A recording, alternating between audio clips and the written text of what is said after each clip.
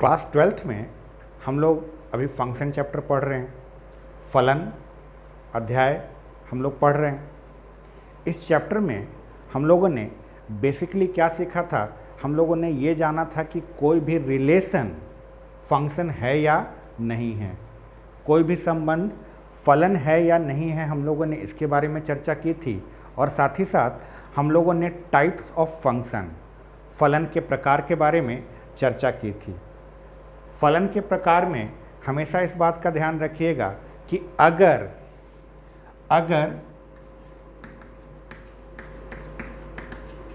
कोई फंक्शन है, कोई फलन है, अगर फलन है, फंक्शन है, तो या तो ये फंक्शन 1-1 फंक्शन होगा, यानी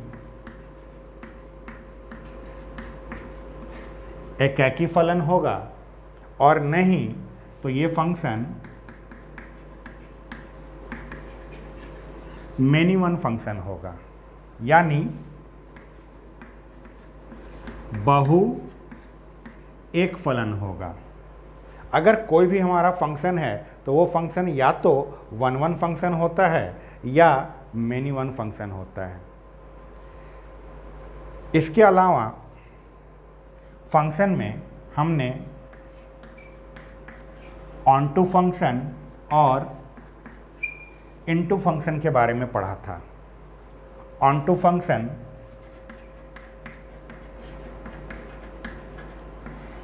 आच्छादक फलन को कहते हैं और इनटू फंक्शन को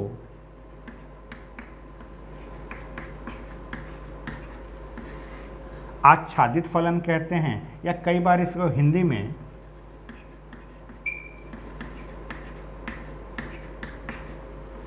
अंतःक्षेपी फलन भी कहा जाता है। फंक्शन फलन बेसिकली यही 4 टाइप के होते हैं, या तो 1-1 फंक्शन होगा या मेनी वन होगा।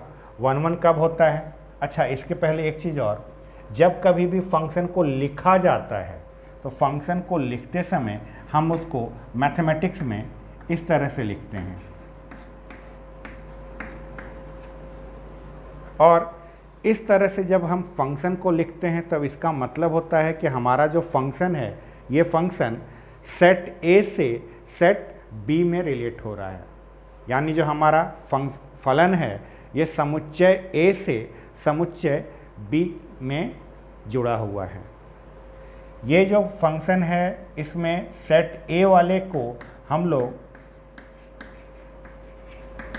डोमेन कहते हैं और सेट बी वाले को कोडोमेन कहा जाता है। डोमेन का हिंदी में मतलब प्रांत है और कोडोमेन को हिंदी में सहप्रांत कहते हैं। जब कभी भी किसी फंक्शन के बारे में होगा तो फंक्शन जो है किसी एक सेट के एलिमेंट को किसी दूसरे सेट के एलिमेंट से जोड़ता है। जो सेट के एलिमेंट को जोड़ा जा रहा है उस सेट के एलिमेंट को हम डोमेन प्रांत कहते हैं, और जिस सेट के एलिमेंट से जोड़ा जाता है उस सेट के सारे एलिमेंट को कोडोमेन सहप्रांत कहा जाता है। इसके अलावा एक छोटा सा वर्ड और था, रेंज, परिसर या परास। क्या होता है? सेट बी के जिन एलिमेंट्स को हमने जोड़ा है, जिन एलिमेंट्स को सेट बी का हमने जोड़ा है उसे रेंज कहा जाता है। इन सब चीज़ों के बारे में हम लोगों ने पिछले लेक्चर में भी बात किया था। डायग्राम के रूप में अगर हम देखें, हमारे पास मान लीजिए ये सेट ए है और ये सेट बी है, तो यहाँ पर कुछ एलिमेंट्स होंगे। मान लीजिए यहाँ पर ए, बी, सी, डी ये सब हैं, तो ये ए, बी, सी, डी जो है वो हमारा डोमेन प्रांत कहलाता है। और बी में मान लीजिए 1 2 3 4 5 6 ये है, तो 1 2 3 4 5 6 ये पूरा कोडोमेन कहलाएगा, सहप्रांत कहलाता है। अब चूँकि फंक्शन होने के लिए हम लोगों ने दो कंडीशंस को ध्यान में रखना रहता है, दो ही कंडीशन को देखा जाता है फंक्शन होने के लिए। पहला कंडीशन ये था कि सेट ए का कोई भी एलिमेंट खाली नहीं बचना चाहिए, यानी सेट ए के हर एक एलिमेंट को किसी न किसी के साथ जोड़ना है, पहला कंडीशन ये था। और दूसरा कंडीशन ये था कि सेट ए के सभी एलिमेंट किसी यूनिक एलिमेंट से जुड़ने चाहिए, समुच्चय ए के प्रत्येक अवयव किसी न किसी अद्वितीय अवयव से जुड़ना चाहिए। मान लीजिए ए जो है 2 से जुड़ा है, बी जो है 1 से जुड़ा है, सी जो है 5 से जुड़ा है और डी जो है 6 से जुड़ा है। तब रेंज जो होगा, जो जो एलिमेंट जुड़े हैं वो हमारा रेंज कहलाता है। यानी रेंज के नाम पर हमारे पास 1 है, 2 है, 5 है और 6 है, ये हमारा रेंज है, परिसर है। और 1 2 3 4 5 6 ये पूरा हमारा कोडोमेन है। किसी भी फंक्शन का 1 1 और मेनी 1 होना इस बात पर निर्भर करता है कि सेट ए के जो एलिमेंट्स हम जोड़ रहे हैं वो किस तरह से जोड़ रहे हैं। अगर सेट ए का हर एक एलिमेंट किसी एक एक एलिमेंट से ही जुड़ा है तब ये 1 1 कहलाता है। और सेट ए के एक से अधिक एलिमेंट, सेट ए का एक से अधिक एलिमेंट अगर किसी एक के साथ जुड़ा हो तो उसे हम मैनी 1 कहते हैं, बहु एक कहा जाता है। नाम से ध्यान रखिएगा, 1 1, यानी इधर से एक एलिमेंट, इधर से भी एक एलिमेंट, तब हमारा 1 1 बनता है। और मैनी 1 का मतलब ये है कि पहले वाले में से एक से अधिक एलिमेंट होने चाहिए, लेकिन इधर सिर्फ एक एलिमेंट होना चाहिए। तो इस तरह से जब जुड़ा जाता है तब ये 1 1 या मैनी 1 बनता है। और ऑन टू और इनटू देखने के लिए हम केवल सेट बी को देखते हैं। सेट बी में अगर सारे के सारे एलिमेंट जुड़े हुए हैं, कोई भी एलिमेंट अगर यहाँ पर खाली नहीं बचा है, तब उसे हम ऑन टू फंक्शन कहते हैं, आच्छादक फलन कहते हैं। और अगर सेट बी में कोई एलिमेंट खाली छूट गया जो कि किसी के साथ नहीं जुड़ पाया है, तब वो फंक्शन हमारा इनटू फंक्शन होता है। जैसे इस केस में यहाँ पर देखिए, ये 3 और ये 4 जो है सेट बी के ऐसे एलिमेंट हैं जो सेट ए के किसी के साथ भी नहीं जुड़े हैं। जब नहीं जुड़े हैं तो ये हमारा इनटू फंक्शन है। और अगर मैं यहाँ से 3 और 4 को हटा दूँ, अगर 3 4 को यहाँ से हटा दूँ तो 1 2 5 और 6 बच रहा है। तो हमारे सेट बी में जितने भी एलिमेंट हैं वो सारे के सारे किसी न किसी एलिमेंट से जब जुड़े हैं तो उसे हम ऑन टू फंक्शन कहते हैं। इंग्लिश में ये 1 1 फंक्शन का एक और नाम होता है। 1 1 फंक्शन को इंग्लिश में ही हम लोग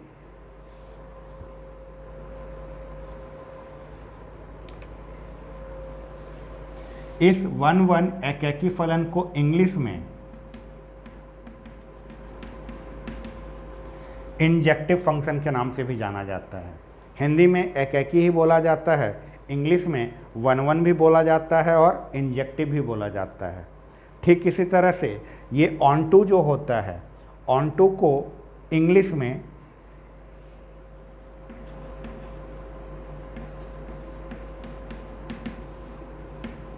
सरजेक्टिव के नाम से भी बुलाया जाता है। आप सरजेक्टिव फंक्शन कहिए या ऑन टू फंक्शन कहिए, दोनों का मतलब एक ही होता है।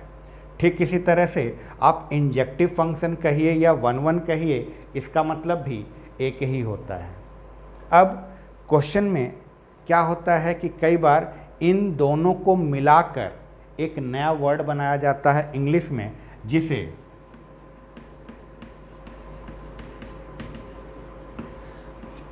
बाइजेक्टिव कहा जाता है। बाइजेक्टिव का मतलब और कुछ नहीं, बड़ा आराम से समझिएगा इसका मतलब। बाई का मतलब होता है 2, बाई का मतलब 2 होता है। बाइजेक्टिव का मतलब जिसके पास दो दो जेक्टिव हों। जिसके पास दो दो जेक्टिव हो कहने का मतलब पहला जेक्टिव जो है 1-1 यानी इंजेक्टिव, और दूसरा जेक्टिव मतलब सरजेक्टिव यानी ऑन टू। तो जो फंक्शन 1-1 ऑन टू होता है, जो फलन एकैकी आच्छादक होता है, उसे हम बाइजेक्टिव कहते हैं। यानी बाइजेक्टिव अलग से कोई फंक्शन नहीं है। अगर कोई फंक्शन 1-1 ऑन टू फंक्शन है, 1-1 भी है और साथ में ऑन टू भी है, तो वैसे फंक्शन को हम लोग बाइजेक्टिव फंक्शन के नाम से जानते हैं। हमेशा इस बात का ध्यान रखिएगा, केवल ये वर्ड्स हैं, फंक्शन के टाइप्स बस उतने ही होते हैं, बस ये वर्ड्स हैं। चाहे इंजेक्टिव कहिए या 1-1 कहिए, मतलब दोनों का एक ही है। सरजेक्टिव कहिए या ऑन टू कहिए, मतलब दोनों का एक ही है। और अगर बाइजेक्टिव आ गया तो बाइजेक्टिव का बस इतना मतलब होता है कि वो फंक्शन अपने आप में 1-1 भी है और ऑन टू भी है। अब इसी को मिलाकर टोटल 4 टाइप के फंक्शन होते हैं। दुनिया में 4 ही टाइप के फंक्शन होते हैं। कौन कौन से फंक्शन? पहला में 1-1, दूसरे में भी 1-1, तीसरे में मैनी 1, चौथे में भी मैनी 1। ये भी आधा नाम है। 1-1, 1-1, मैनी 1, मैनी 1। अब यहाँ पर इस 1-1 के साथ हम ऑन टू जोड़ देते हैं, इस 1-1 के साथ हम इनटू जोड़ देते हैं, इस मैनी 1 के साथ ऑन टू जोड़ देते हैं और इस मैनी 1 के साथ हम इनटू जोड़ देते हैं। तो इस तरह से हमारे पास टोटल ये 4 टाइप के फंक्शन होते हैं। हाँ, हमेशा इस बात का ध्यान रखिएगा कि अगर फंक्शन है तो फंक्शन या तो 1-1 होगा या मैनी 1 होगा। अगर फंक्शन 1-1 है तो मैनी 1 नहीं हो सकता, और अगर 1-1 नहीं है तब वो अपने आप में मैनी 1 होगा। ठीक इसी तरह से फंक्शन जो है या तो ऑन टू हो सकता है या इनटू हो सकता है। अगर फंक्शन ऑन टू है तो वो इनटू नहीं होगा, और अगर ऑन टू नहीं है तो निश्चिंत रहिए इनटू होगा। हिंदी में अगर देखा जाए तो कोई भी जो फलन होता है वो फलन या तो एकैकी फलन होगा या बहुएक फलन होगा। अगर एकैकी फलन है तो वो बहुएक नहीं हो सकता, और अगर एकैकी नहीं है तो आंख बंद करके यकीन करिए वो बहुएक फलन होगा। ठीक उसी प्रकार से फलन जो है या तो आच्छादक होगा या अंतःक्षेपी या आच्छादित कहिए। अगर वो आच्छादक है तो वो अंतःक्षेपी नहीं हो सकता, और अगर आच्छादक नहीं है तो वो अंतःक्षेपी ही होगा। इन सब चीज़ों का ध्यान रखिए। फलन के जो क्वेश्चंस होते हैं, फंक्शन के जो क्वेश्चंस होते हैं, अपने आप में बहुत इजी होते हैं, बहुत आराम से सॉल्व किए जाते हैं। एक बार बस आपको कॉन्सेप्ट समझ में आ जाए तब आप इस चैप्टर के किसी भी क्वेश्चन को बड़े आराम से सॉल्व कर सकते हैं। हाँ, क्वेश्चन को सॉल्व करने से पहले आपको कुछ बातों का ध्यान रखना रहता है। किन किन बातों का हम ध्यान रखते हैं फंक्शन के क्वेश्चन को सॉल्व करने के लिए? तो फंक्शन जब भी लिखा जाता है वो इस तरह से लिखा जाता है, f सच दैट a से b में वो जा रहा है। कई बार इसी को हम लोग मैथमेटिक्स में जब लिखते हैं, मान लीजिए कहीं पर अगर आपको लिखा है f सच दैट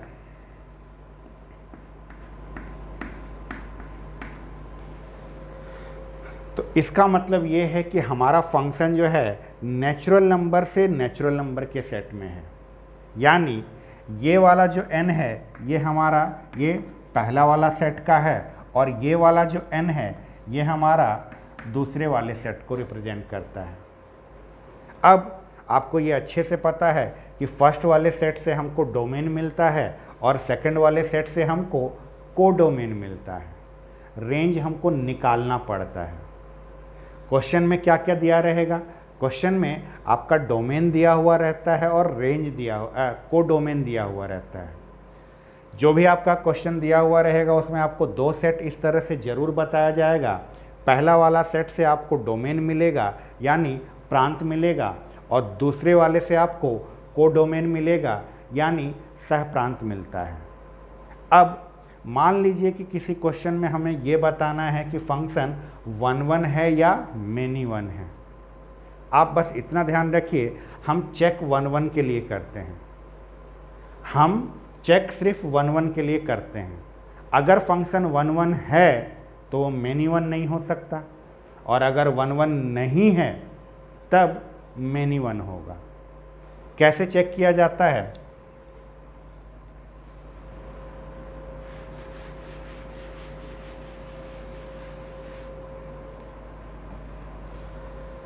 मान लीजिए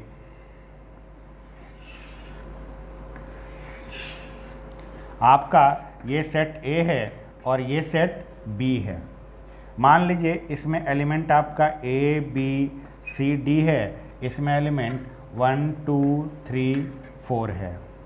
अगर ये A इसके साथ जुड़ा है, B 4 के साथ जुड़ा है, C 2 के साथ जुड़ा है और D 3 के साथ जुड़ा है, तो यहाँ पर देखिए हर एक एलिमेंट केवल एक एक एलिमेंट के साथ जुड़ा है। तो इस तरह के फंक्शन को हम 1 1 फंक्शन कहते हैं। इस तरह के फलन को हम एकैकी फलन कहते हैं।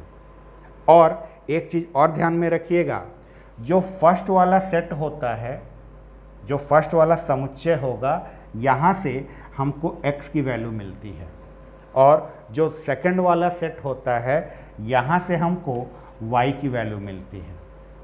हम लोग जनरली क्या होता है कि फंक्शन को जब भी हम पढ़ते हैं y is equal to fx इस रूप में पढ़ते हैं। मैथमेटिक्स में शुरू से जो हम लोग फंक्शन पढ़ते आए हैं तो हम लोग का हैबिट होता है y is equal to fx के रूप में पढ़ने का। अब इस y is equal to fx में x जो है वो आपका यहाँ से आता है फर्स्ट वाले सेट से, और y जो है आपका सेकंड सेट से आता है। आप इस चीज़ को हमेशा ध्यान रखिए। क्या x कहाँ से आएगा? x जो है आपका डोमेन से रहता है। y कहाँ से? y को डोमेन से रहेगा। बस इतना चीज़ को ध्यान रखिएगा।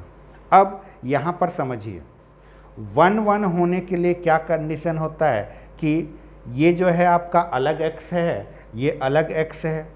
आप देखिए x की वैल्यू जो हमें मिलने वाली है वो पहले वाले सेट से मिलने वाली है। a अलग है, b अलग है। क्या ये दोनों सेम हैं? ये दोनों सेम नहीं हैं।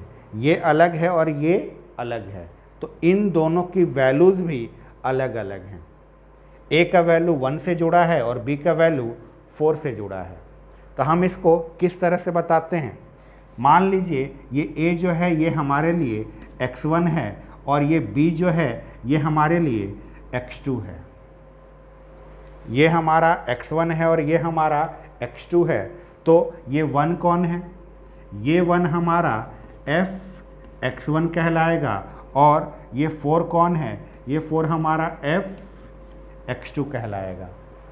यानी हमने सेट A के एलिमेंट को सेट B से किसी फंक्शन fx के द्वारा जोड़ा था, और इस fx में x की जगह पर जब हमने a रखा तो हमें 1 मिला, और इस x की जगह पर जब हमने b रखा तो हमें 4 मिला।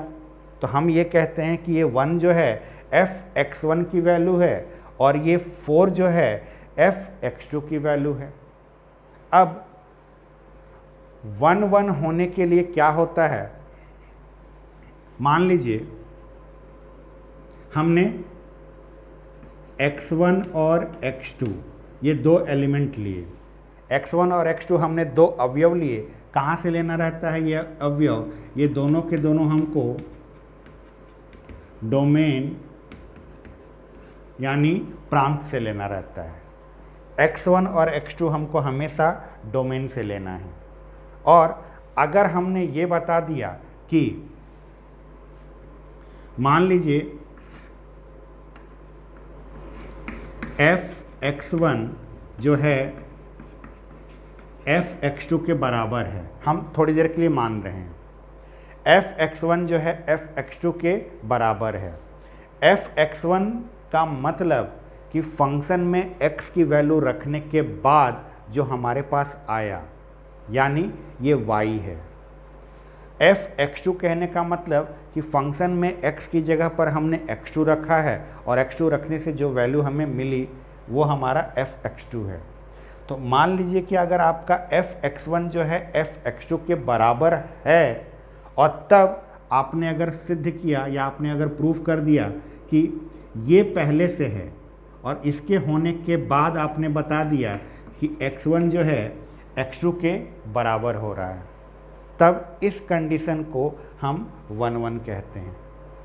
कभी भी क्वेश्चन में अगर 1-1 प्रूफ करने के लिए बोला जाए, कभी भी किसी क्वेश्चन में अगर एकैकी है कि नहीं है, अगर इसको चेक करना हो, इसकी जांच करनी हो कि हमारा दिया हुआ फंक्शन फलन 1-1 एकैकी है कि नहीं है, तो उसको सॉल्व करने के लिए सबसे अच्छा तरीका ये होता है कि आप x1 और x2 दो अलग अलग एलिमेंट ले, चूँकि नाम से देखिए समझ में आएगा आपको, x1 अलग है, x2 अलग है।